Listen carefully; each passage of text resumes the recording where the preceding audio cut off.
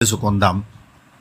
హనుమంతుడు కలలో కనిపిస్తే చాలా అదృష్టముగా భావించాలి.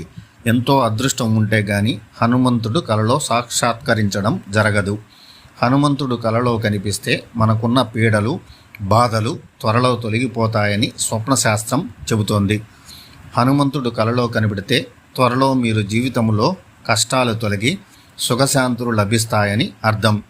అదేవిధంగా హనుమంతుడు కలలో కనిపిస్తే మీకున్న శత్రు బాధలు తొలగిపోతాయని భావించాలి.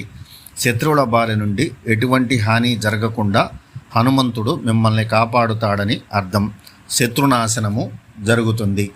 ఎటువంటి రోగాలు ఉన్నా, పీడలు ఉన్నా అతి త్వరలో అవి తొలగిపోయి సుఖశాంతులు పొందుతారని భావించాలి.